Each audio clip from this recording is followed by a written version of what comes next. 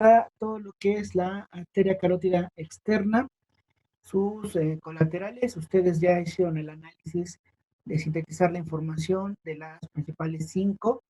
Una en especial nos faltó, que es la arteria faríngea. Esa no la vamos a revisar, nos quedaremos solamente con esas 5 colaterales, que ustedes ya hicieron el cuadro sinóptico para eh, sintetizar esa información. Vamos a hablar ahora de las 2 arterias terminales de la carótida externa, y principalmente nos enfocaremos a más a profundidad, aún en específico, que es la arteria maxilar interna, que es la rama más importante que tiene que ver con la cuestión de la estomatología, ¿vale?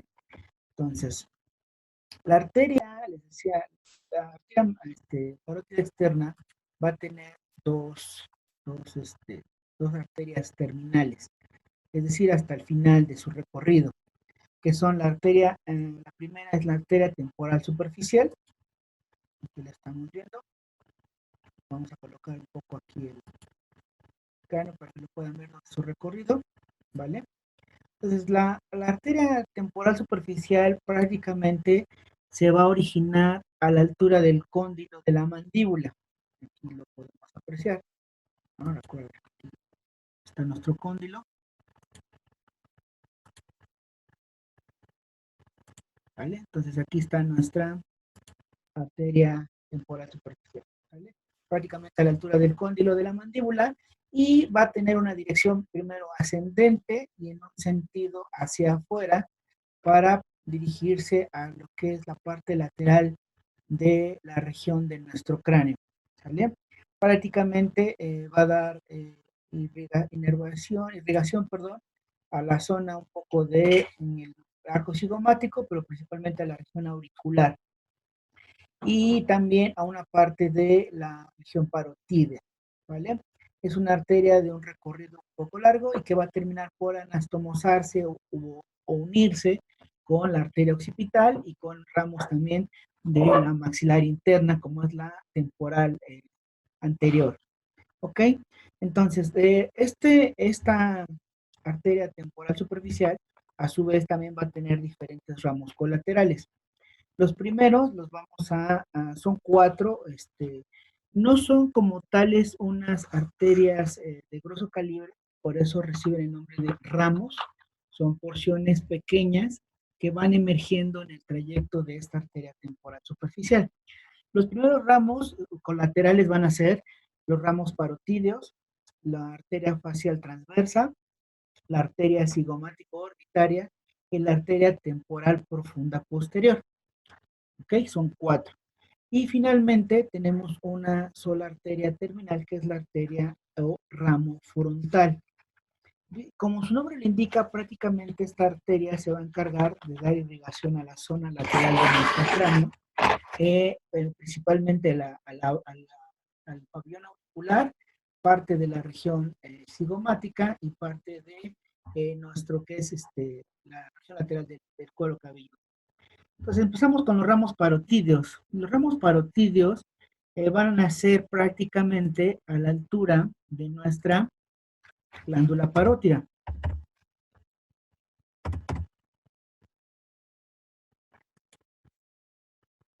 De nuestra glándula parótida. Esto prácticamente al inicio de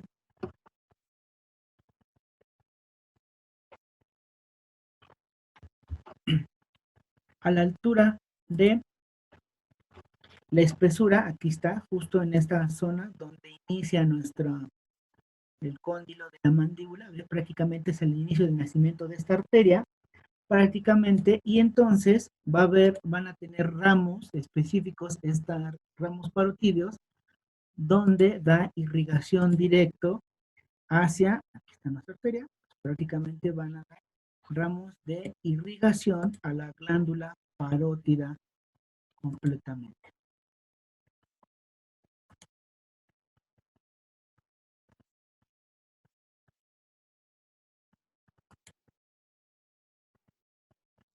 ¿Vale? En esta misma dirección, distribuyéndose prácticamente en todo el espesor de nuestra glándula parótida.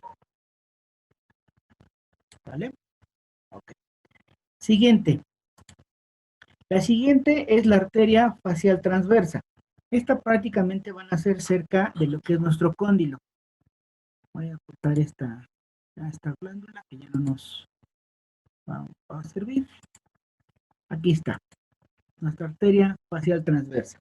La arteria facial transversa, decíamos, prácticamente nace por encima de nuestro cóndilo, que lo podemos apreciar, ¿sale? Y pasa prácticamente en una dirección primero horizontal en sentido postero-anterior, por detrás de la apófisis cigomática de nuestro hueso temporal, para alcanzar prácticamente todo lo que es el borde inferior del arco cigomático hacia la región lateral de nuestra cara. Aquí va a dar irrigación a lo que es el músculo buccinador que está aquí, y a musculatura, como es también parte de los cigomáticos mayores y menores, y la región inferior de nuestro, o el párpado inferior propiamente dicho, ¿vale?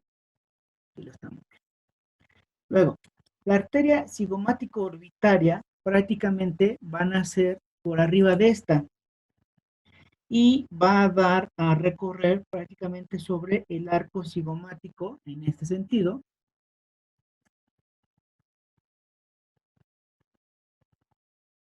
Va por encima para alcanzar prácticamente el ángulo externo de de nuestro párpado inferior, ¿vale? Finalmente hablamos de la arteria temporal profunda posterior. Esta prácticamente se va a dirigir,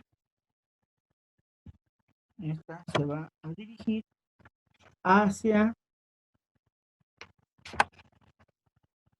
hacia arriba y hacia adentro, hacia lo que es nuestro músculo temporal, hacia esta zona.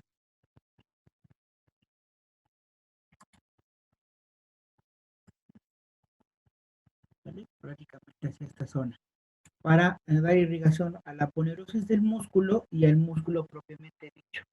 Y se va a anastomosar esta arteria prácticamente con la arteria temporal profunda de rama de la maxilar interna, ¿vale? Luego, finalmente, hablamos de los ramos auriculares. Los ramos auriculares, recuerda que tendría que estar nuestro pabellón auricular, nacen de la parte posterior de esta arteria temporal profunda, y se van a distribuir prácticamente en la región anterior de nuestro trago hacia el conducto auditivo externo. Propiamente es una arteria, son ramos muy, muy pequeñitos, ¿sale? Finalmente, vamos a hablar de los ramos terminales de esta arteria temporal superficial. Son dos ramos específicos, lo que son los ramos o vertientes frontales y las vertientes parietales.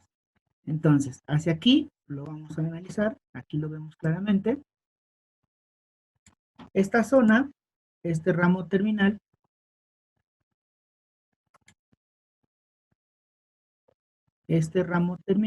es el ramo frontal, tiene una dirección un tanto horizontal hacia adelante, hacia la región más posterior de la frente, para dar irrigación en esta zona, y el ramo parietal, que tiene una dirección un tanto ascendente, para ir hacia la región media de la parte parietal en el cuero cabelludo superficial de esta zona. ¿Vale?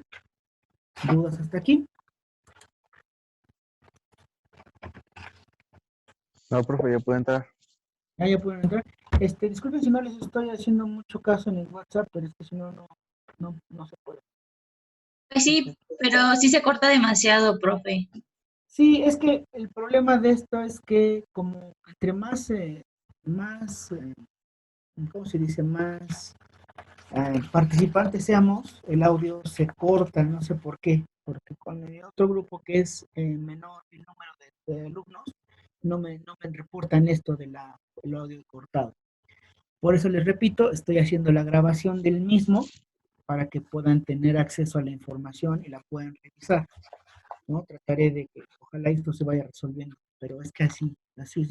Luego, bueno, he notado que en parte de la grabación también se escucha distorsionado. En los videos se subió, ¿verdad? Ajá. También se Entonces, pues es distorsiona la voz. básicamente lo mismo. Pues, problemas de las plataformas. Grábelo en Meet. Bueno, seguimos.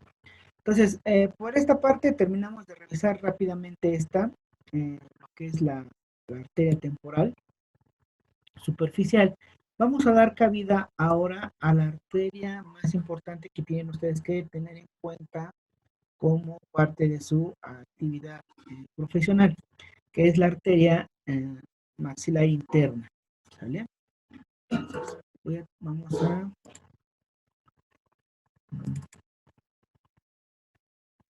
para que tengamos en claro esta parte. Sale. La arteria maxilar interna, como verán, es prácticamente la más extensa de todas las demás arterias que hemos platicado en este momento. Aquí prácticamente, aquí tendría que estar el comienzo de lo que es la arteria carótida externa aquí. La arteria maxilar interna es una arteria que va a tener una dirección un tanto horizontal, es esta, una dirección horizontal, y que va a tener una dirección en sentido póstero-anterior. ¿Dónde se va a originar esta arteria maxilar interna? Se origina, vean, aquí vamos a poner Por arriba de la... vamos a desvanecer para que lo podamos ver.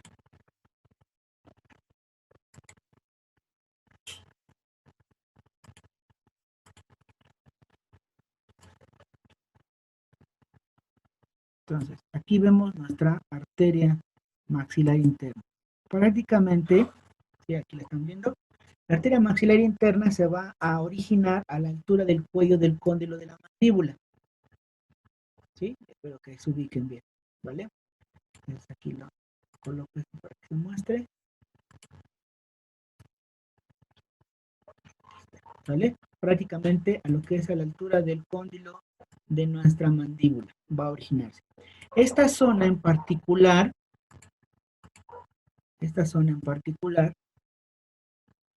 acá, va a recibir el nombre, vean, este triángulo, entre la parte posterior del cuello de la mandíbula, la zona del ligamento esfenomandibular y la zona del cartílago del conducto auditivo. Esta zona recibe el nombre de agujero o triángulo de Juvara. Entonces, el origen de la arteria es a la altura del cuello del cóndilo mandibular y se introduce por el conducto o agujero de Juvara, esta zona, formada por estos elementos. ¿Sale? Una vez que se introduce en esta zona, nuestra arteria maxilar, va a entrar primero, aquí recuerda, está nuestra glándula parótida en esta zona. Entonces va a estar primero en el espesor de la glándula parótida y después pasa por detrás del cuello de la mandíbula y va a estar en contacto con la cara o la cara inferior o la porción inferior del músculo pterigoideo externo. Para alcanzar ¿qué? Llegar a la zona específica denominada la fosa pterigomaxilar.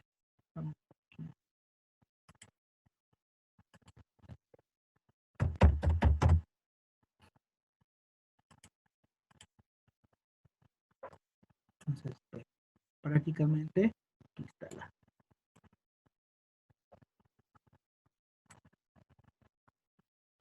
esta es nuestra arteria maxilar, su recorrido, entonces decíamos, prácticamente empieza en esta zona, se vuelve en un sentido horizontal, va de afuera hacia adentro y de atrás hacia adelante, hasta alcanzar prácticamente toda esta zona, recuerda, se llama la fosa pterigomaxilar, hasta alcanzar prácticamente el agujero esfenopalatino y se introduce a lo que es la cavidad nasal, donde termina. ¿Sale? Vamos a poner toda la cabeza para que lo puedan apreciar adecuadamente.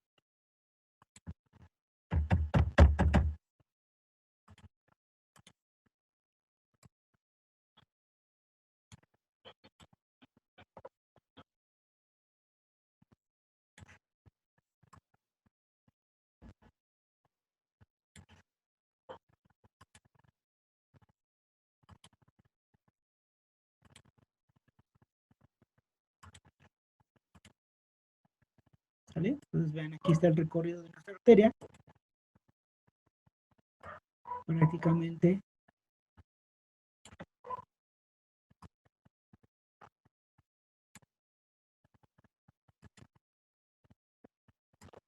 toda esta zona, la foro arterigo maxilar hasta la cavidad nasal. ¿Vale? Vamos bien hasta acá.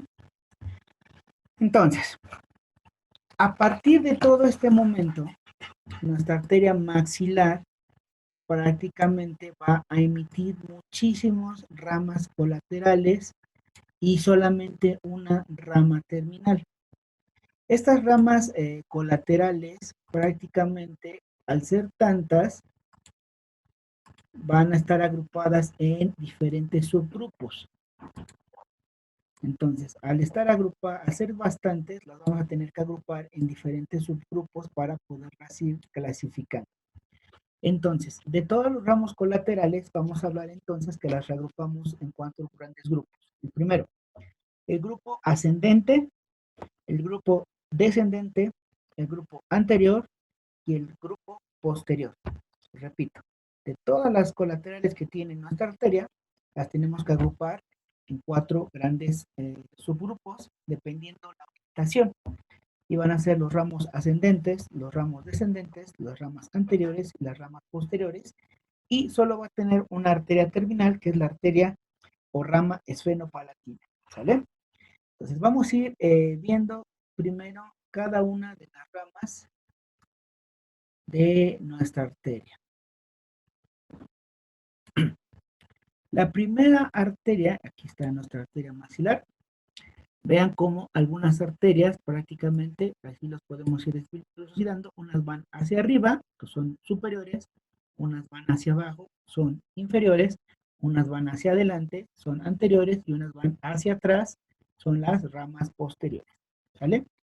La primera arteria que vamos a estudiar es la arteria timpánica, o que en otros libros recibe el nombre de pterigoidea lateral. Esta arteria timpánica, prácticamente, vean, nace del tercio medio de nuestra arteria maxilar interna y es una arteria un tanto corta que va a tener una dirección ascendente y que va a tener dos terminaciones finales. Una que es posterior para dirigirse a lo que es la cisura de Glasser hacia la cavidad glenoidea, y una porción anterior que se dirige al pterigoideo, a la porción más inferior del músculo pterigoideo externo. ¿Sale? Primera rama. Segunda, vamos a hablar de la arteria meningea media. Recuerda que esta arteria meningea media ya la hemos revisado múltiplemente cuando hablamos de las estructuras de nuestros huesos craneales. La arteria meningea media va entonces a originarse, es la primera arteria colateral que surge una vez de introducida la maxilar interna, en lo que es la parte más profunda de la fosa pterigomaxilar. A partir de ahí va a ascender prácticamente entre los músculos pterigoideos externos, atraviesa prácticamente estructuras de esta zona para introducirse finalmente a nuestra cavidad craneal a través de, ¿lo vemos? ¿De qué agujero? ¿Qué agujero es este? ¿No? Redondo menor. El redondo menor, exactamente, ¿vale? Entonces, esta arteria meningea media, acuérdate, entonces sigue su trayecto hacia arriba hasta alcanzar el agujero redondo menor, donde ingresa la cavidad craneal, prácticamente va adosado al borde posterior de las alas mayores en unión con el hueso temporal, va ascendiendo hasta alcanzar el ángulo terio del parietal y se distribuye principalmente en la cara interna de nuestro hueso parietal. ¿Te acuerdas? Todo esto ya lo habíamos platicado en algún momento pasado. Ahorita estamos haciendo la complementación de estos conocimientos, puesto que esta nace de la arteria maxilar interna. ¿Vale? Seguimos entonces. Entonces recuérdate que esta arteria meningea media es la que se encarga de dar irrigación prácticamente a la corteza parietal. Siguiente arteria, La siguiente arteria colateral es nuestra arteria meningia accesoria o meningia menor. Meningia accesoria o meningia menor.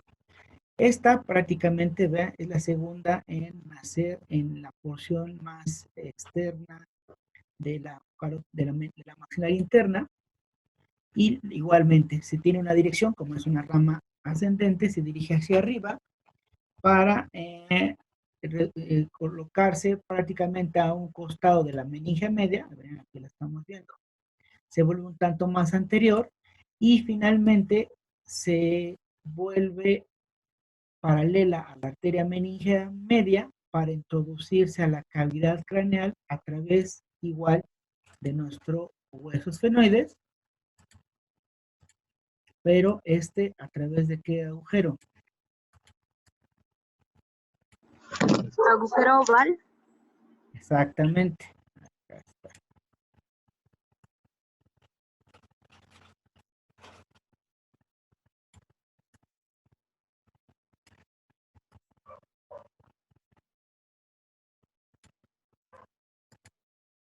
Aquí está nuestra arteria meningia menor o accesoria, introduce por el agujero oval y prácticamente entonces se va a distribuir igual hacia el interior de la cavidad craneal para dar irrigación a lo que es los lóbulos de la parte frontal y hacia la parte anterior. ¿Sale? Vamos bien hasta acá entonces.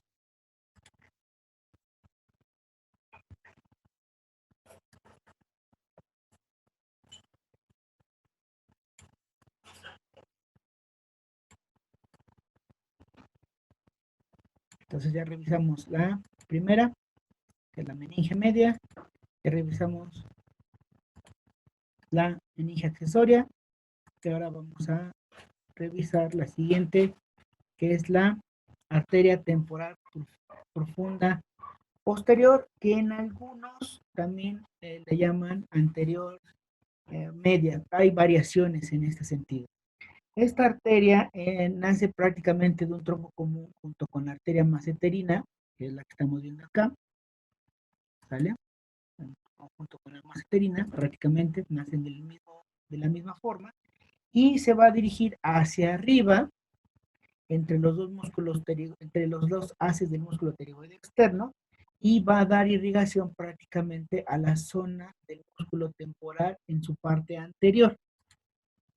Es un tanto más superficial, entonces va a dar irrigación prácticamente a toda la zona lateral de nuestro cuero cabelludo, músculo temporal, y se va a anastomosar con la temporal superficial, que también es una rama terminal, ¿sale? Después, la última que nos falta por revisar es la arteria temporal profunda anterior. ¿Vale? Esta arteria temporal profunda anterior, igual, nace más o menos a la altura de lo que es la arteria bucal y se va a dirigir hacia arriba y hacia adelante para alcanzar prácticamente la región temporal anterior. ¿Vale? Y con algunos ramos de irrigación hacia nuestra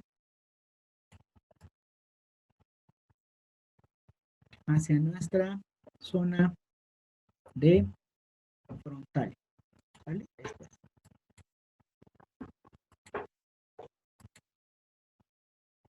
Vale. ¿Vamos bien hasta acá, chicos? Entonces, recapitulando, de los ramos ascendentes de nuestra arteria maxilar interna son la arteria. Los ramos ascendentes van a ser, primero, la arteria timpánica, o también denominada arteria pterigoidea lateral, la arteria meningia media, la meningia accesoria, la temporal profunda posterior y la arteria temporal profunda anterior. Son 5, ¿vale? Vamos a hablar ahora de los ramos o de las arterias descendentes, las porciones de arterias descendentes de esta arteria maxilar interna. Aquí no hay cabida, la más importante es la primera que vamos a mencionar, es la arteria alveolar o dentaria inferior. Esta dentaria inferior, su nombre lo dice, es la que se va a encargar de dar irrigación prácticamente a los órganos dentarios del lado que irriga. Es decir, tendremos la dentaria inferior del lado derecho y la alveolar del lado izquierdo. Prácticamente va a dar esa irrigación a toda la zona de los órganos dentarios, tanto los molares hasta la región de los anteriores. ¿A qué? Prácticamente a lo que es las cámaras pulpares. Esta, desde su nacimiento, vean, su dirección es un tanto, primero hace un pequeño recubeco para dirigirse hacia afuera y hacia abajo, para introducirse propiamente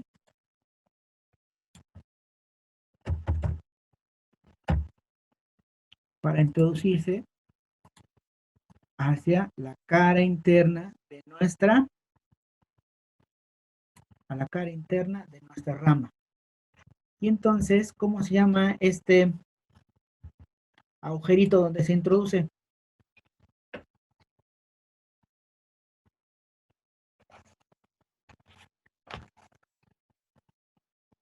¿Mm?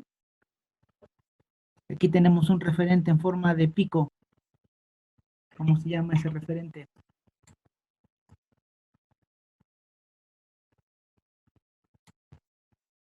¿Es la espina de Spitz? Exactamente. Entonces aquí encontramos nuestra espina de Spitz y aquí encontramos el agujero alveolar inferior o agujero mandibular. Acuérdate que también por este mismo agujero se va a introducir el nervio dentario inferior. Entonces, y que utilizábamos como referencia nuestra espina de Spitz como una referencia anatómica para poder realizar la infiltración y bloqueo del dentario inferior, que es el que da inervación sensitiva a los órganos dentarios del lado que inerva, de derecha a izquierda. Aquí hay que tener mucho cuidado porque entonces vemos que el nervio dentario inferior va de la mano junto con la arteria dentaria inferior. Pues al momento de que introducimos nuestra aguja en este sentido, por eso es importante hacer para depositar el anestésico en esta zona y bañar el nervio, es importante hacer un aspirado negativo para estar ciertos de que no estamos pinchando la arteria. Porque de lo contrario, si nosotros colocamos anestésico en esta arteria dentaria o alveolar inferior, el anestésico va a llegar directamente a la maxilar interna, carótida externa, a la aorta y a circulación general. Entonces, prácticamente el anestésico colocado en circulación general es altamente tóxico.